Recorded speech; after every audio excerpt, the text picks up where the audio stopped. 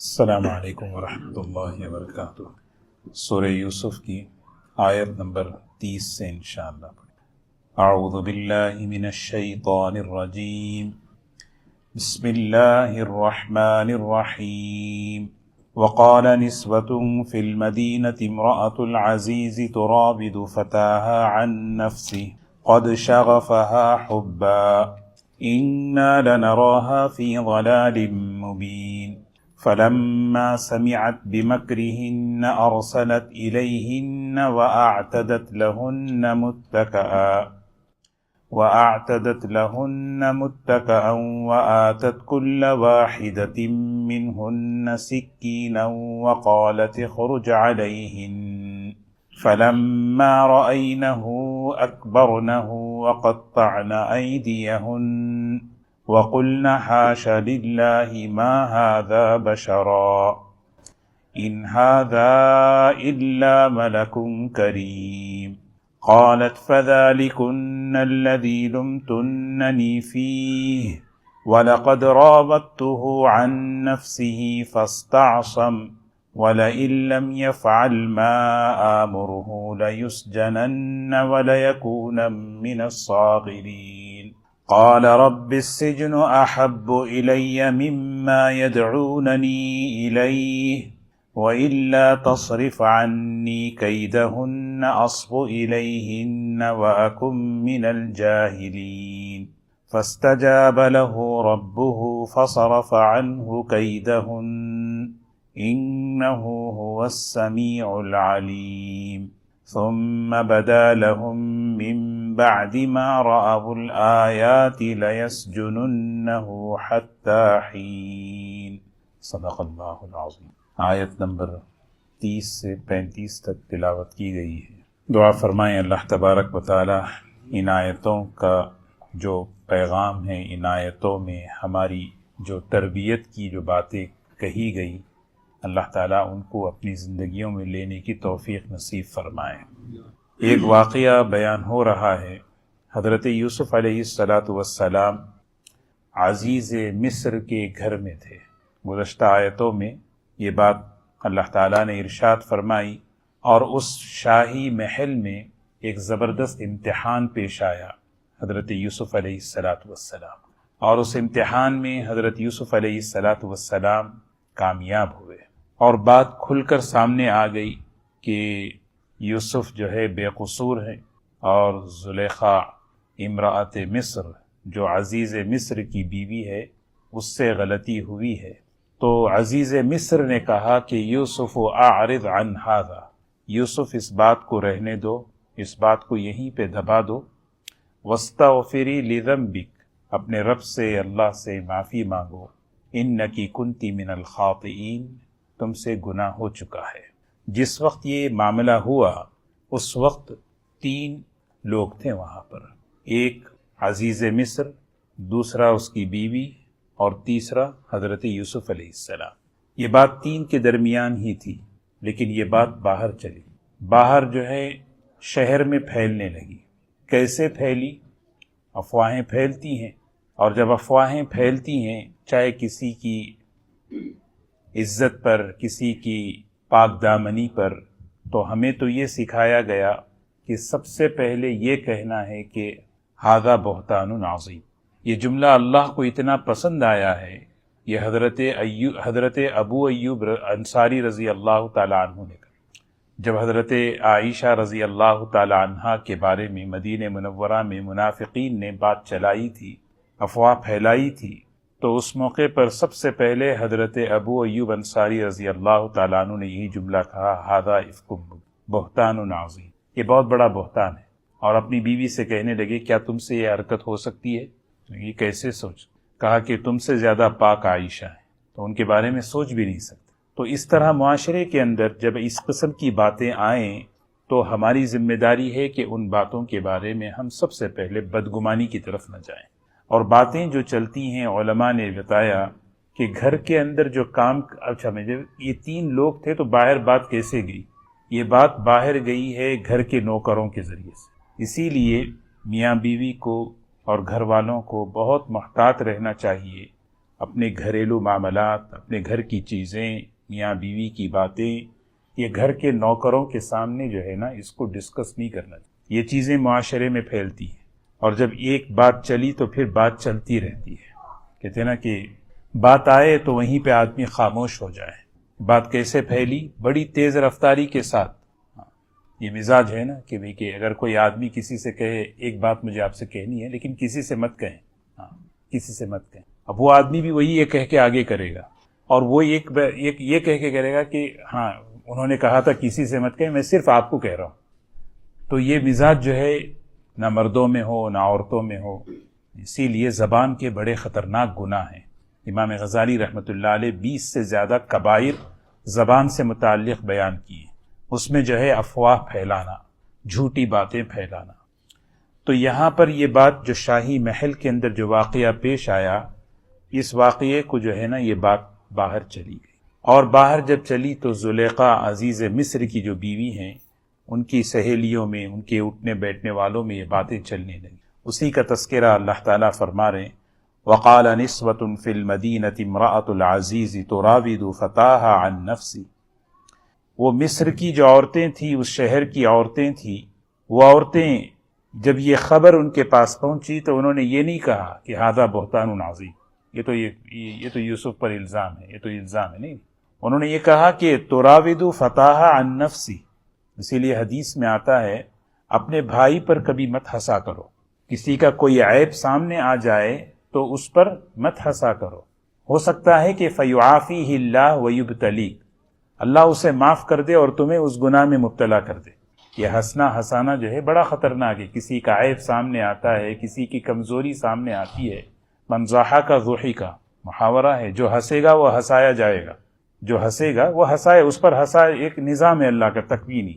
تو یہ جو ہے یہ عورتیں جو ہے نا یہ آپس میں جو ہے کہنے لگی تراود فتاها عن نفسی، اتنی بڑی معزز گھرانے کی خاتون اور ایک غلام کے ساتھ اس کو پسلا رہی ہیں، اس کو اپنی طرف مائل کر رہی ہیں۔ ارے بھائی کم سے کم اپنی اسٹیٹس کا تو خیال ہوتا، ایک اتنے بڑے گھر کی بیوی اور ایک غلام کے ساتھ تراود فتاها عن نفسی قد شغفها حبا، محبت میں جو ہے فریفتہ ہو گئی، گھائل ہو گئی، یعنی شغف کہتے ہیں دل جو ہے زخمی ہو جانا۔ انا لنراها فی ضلال مبین، ہماری تو یہ رائے ہے کہ یہ تو کھلی ہوئی غلطی پر ہے، اتنا اچھا گھر، اتنا اچھا شوہر، اتنا اچھا ماحول، ایسی اچھی شادی، اور یہ پھر جو ہے کہیں اور جا رہی ہے، یہ تو بڑی غلطی ہے۔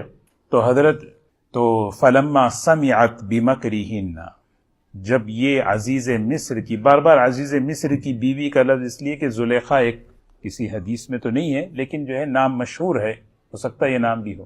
تو عزیز مصر کی بیوی نے جب یہ سنا کہ ان عورتوں کا مکر کا مطلب یہاں یہ ہے کہ دل میں کچھ اور بات رکھ کر جو ہے نا زبان سے کچھ اور کہنا، ان عورتوں کو بھی یہ خواہش تھی کہ دیکھے تو صحیح یوسف کیسے ہیں۔ فلما سمعت بمکرہن، جب اس عزیز مصر کی بیوی نے سنا کہ اس طرح کی باتیں چل رہی ہیں تو انہوں نے جو ہے جواب دینا چاہا، اپنی صفائی دینی چاہیے۔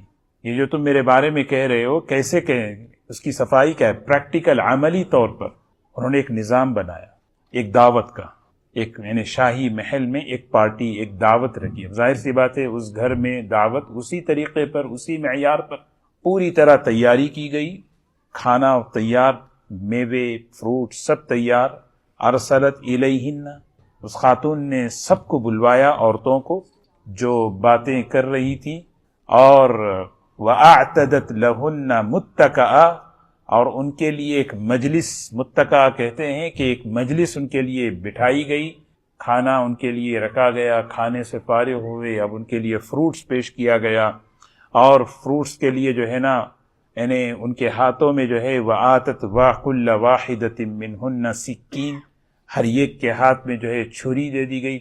یعنی اللہ تعالیٰ قرآن پاک میں اس مصر کی تہذیب کو بیان کر رہے ہیں، وہ لوگ کھاتے کیسے تھے، حضور اکرم صلی اللہ علیہ وسلم کیسے کھاتے تھے۔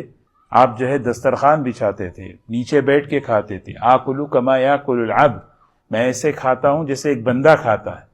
تو یہاں تو جو ہے اس سے یہ مطلب نہیں ہے کہ ہم جو ہے قرآن میں اللہ تعالیٰ کہہ رہے ہیں کہ چھری کانٹے سے کھاؤ بھی کھا سکتے ہیں، حضور نبی کریم صلی اللہ علیہ وسلم نے چھری کو جو ہے چاقو سے کاٹا ہے، کانٹوں سے کھانے کو پسند نہیں فرمایا ہے، آپ نے جو ہے داہنے ہاتھ سے کھانا پسند کیا کہ یہ سیدھے ہاتھ سے کھائیں۔ وَآتَتْ كُلَّ وَاحِدَةٍ مِّنْهُنَّ سِكِّينٌ وَقَالَتْ اُخْرُجْ عَلَيْهِنْ، پوری تیاری ہو گئی اور کھانا وانا ہو گیا۔ اب فروٹس کو جو ہے نا، ایک ہاتھ میں کیا ہے پھل ہے، ایک ہاتھ میں جو ہے چھری ہے۔ پہلے یوسف علیہ السلام، وہ ظاہر سی بات ہے اس شاہی محل کے اندر ان کی حیثیت جو ہے ایک غلام کی تھی، تو یہ ملکہ ہیں، اب کسی کام سے بلا رہے ہیں تو بلائے یوسف ادھر آؤ، تو حضرت یوسف علیہ السلام اپنی شان پیغمبر کے ساتھ، شان عفت کے ساتھ نظریں نیچے رکھتے ہوئے وہاں سے گزر رہے ہیں۔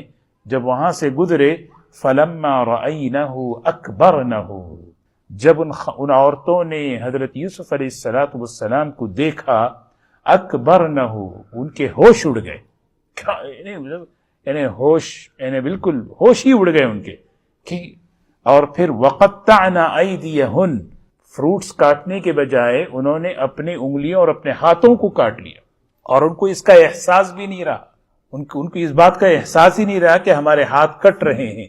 ایسا اللہ تعالیٰ نے حضرت یوسف علیہ السلام کو حسن عطا فرمایا۔ حضرت عائشہ رضی اللہ تعالیٰ عنہ فرماتی ہیں اس واقعے پر کہ ان عورتوں نے تو یوسف علیہ السلام کو دیکھ کر اپنے ہاتھ کاٹ لیے، اگر وہ عورتیں میرے حبیب کو دیکھ لیتی صلی اللہ علیہ وسلم۔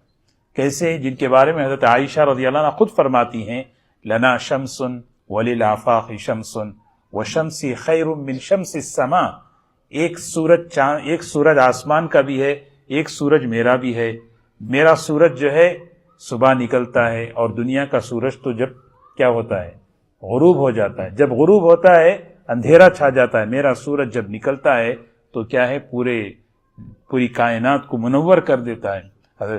اور واقعی اس کے بارے میں پہلے ہی بات عرض کی کہ شمائل کے درس میں کہ نبی کریم صلی اللہ علیہ وسلم کا حسن جو ہے، جو خوبصورتی ہے، وہ اللہ تعالیٰ نے پورا ظاہر نہیں فرمایا، ہاں، اور جو حدیثوں میں ہے کہ صحابہ کبھی چاند کو دیکھتے، کبھی آپ کو دیکھتے، چاند کو دیکھتے، آپ کو دیکھتے، قسم کھا کے کہتے خدا کی قسم آپ کا چہرہ انور چاند سے زیادہ خوبصورت، یعنی یہ مبالغہ نہیں ہے بلکہ یہ حقیقت ہے، یہ حقیقت ہے نبی کریم صلی اللہ علیہ وسلم کا حسن۔ ہاں، یہ الگ بات ہے کہ آپ میں ملاحت تھی، ان میں صباحت تھی۔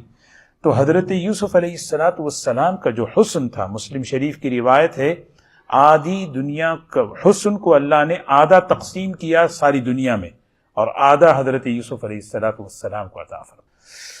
وقلنا، اور کہنے لگی حاشا للہ ما ھذا بشرا، وہ عورتیں جو ہے حضرت یوسف علیہ السلام کو دیکھ کر کہنے لگی ما ھذا بشرا، یہ تو انسان نہیں ہے، ان ھذا الا ملک کریم، یہ تو فرشتے ہیں۔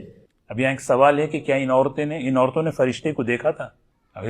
فرشتہ لگ رہے ہیں کیا؟ مطلب یہاں پر ایک محاورہ ہے، جب کسی نیک نورانی چہرہ، خوبصورت چہرہ جب آدمی دیکھتا ہے، عبادت گزار، تقوی کا نور، کہتا ہے کہ فرشتہ ہے، یعنی اس کا الٹا بھی ہے نا، ایک آدمی بدماش کو دیکھے تو شیطان لگ رہا ہے، تو یعنی یہ بولنے والا کبھی شیطان نہیں دیکھا ہے، وہ دیکھتا تو اس کی طبیعت ٹھیک نہیں رہتی ہے نا۔ تو یہ ایک محاورہ ہے، بدصورتی کے لیے مثال دی جاتی ہے شیطان سے، اور خوبصورتی کے لیے مثال دی جاتی ہے فرشتے سے۔ تو یہ عورتیں جو ہے کہنے لگی ان ھذا الا ملک کریم، یہ تو ایک بہت ہی معزز فرشتہ لگ رہا ہے۔ قالت، اب جو ہے بات آئی، اسی لیے کہتے ہیں نا کبھی کسی کا ٹھٹا نہ اڑائیں۔ یہ عورتیں پیچھے بیٹھ کے کیا کر رہی تھی؟ ارے بھئی یہ ایک غلام پر فرشتہ ہو گئی، ایک غلام پہ ہنس رہی تھیں عورتیں بیٹھ کے۔ اسی لیے حدیث میں بہت اس کا خیال رکھنا ہے۔ حدیث میں رسول اللہ صلی اللہ علیہ وسلم نے فرمایا کسی بھائی کے عیب کا ٹھٹا مت اڑاؤ، ورنہ اللہ تبارک و تعالی ہو سکتا ہے اسے اس گناہ کے عیب کی توبہ کی توفیق دے دیں۔ اور ایک روایت میں ہے کہ کوئی آدمی کسی اپنے بھائی کے عیب کو اچھالے نہیں، ہو سکتا ہے کہ وہ معافی مانگ لے، اور اس عیب کے پھیلانے پر اللہ تمہیں اس عیب میں مبتلا کر کے بدنام کر دے۔ اور اس روایت میں ہے اگرچہ کہ بند کمرے میں ہی کیوں نہ ہو۔ تو یہ بڑی ہی ڈرنے کی بات ہے۔ اب یہ خاتون کہنے لگی عزیز مصر فَذَلِكُنَّ الَّذِي لُمْتُنَّنِي فِيهِ، جو تم مجھے ملامت کر رہے تھے، یہ غلام پر عاشق ہو گئی، یہ غلام کے لیے ایسا ہو گئی۔ ہاں دیکھو یہ لمتننی، جو تم مجھے ملامت کر رہی ہو یہ ہے ان کے بارے میں، تم تو ہاتھ کاٹ لیے اپنا. وَلَقَدْ رَاوَدتُّهُ عَن نَفْسِهِ فَاسْتَعْصَمَ. یا اللہ، حضرت یوسف علیہ السلام کی عفت پاک دامنی پر اس عورت کی زبان سے گواہی نکل گئی. یہ گواہی دے رہی ہیں میں نے تو اس کو اپنی طرف پھسلانا چاہا اس کے نفس سے. فَاسْتَعْصَمَ، یہ جملہ ہے، یہ بہت پاک، اس نے اپنے آپ کو سنبھالا. یہ ایک بہت بڑا درس ہے نوجوانوں کے لیے. نوجوان اپنی جوانی کو سنبھالے، اپنی عفت کو سنبھالے، اپنی عزت کو سنبھالے. فَاسْتَعْصَمَ، یہ بہت طاقتور جملہ ہے. حضرت یوسف علیہ السلام بھرپور نوجوان، حسن، اور عام خاتون نہیں ہے بلانے والی، ایک ذات حسب والا و نسب، ایک اونچے گھرانے کی خاتون بلا رہی ہیں. کوئی یعنی گناہ، حضرت یوسف علیہ السلام اللہ کے لیے گناہ سے بچ رہے ہیں.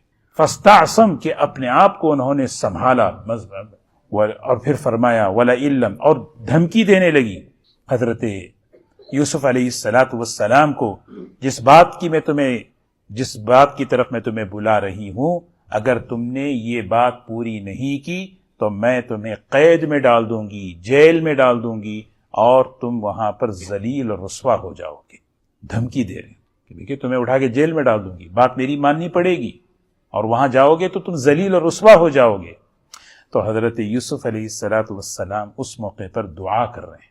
کیا بہترین دعا، نبیوں کی دعائیں قرآن پاک میں ہیں. یوسف علیہ السلام کی دعا دیکھیں، ربی السجن احب الی مما یدعوننی الی. اے اللہ، قید خانہ یہ زیادہ پسندیدہ ہے اس چیز سے جس کی طرف یہ بلا رہی ہیں مجھے. جس گناہ کی طرف یہ بلا رہے ہیں اس سے زیادہ میں ترجیح دیتا ہوں، میں پسند کرتا ہوں کہ میں قید میں چلا جاؤں.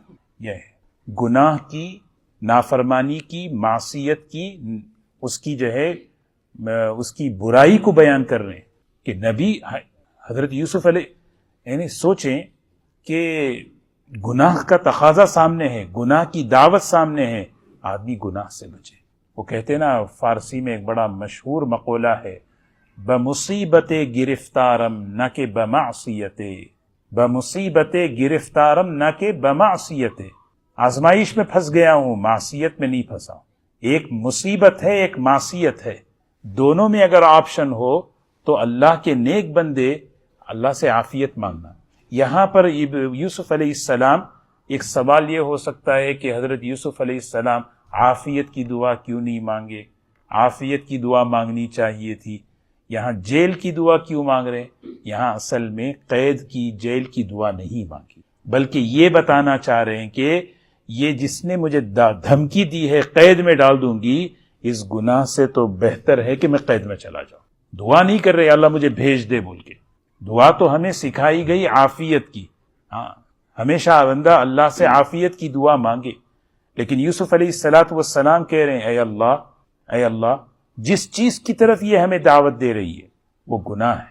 گناہ کی خصوصیت کیا ہے؟ دیکھیں، گناہ کی مثال بیماری ہے.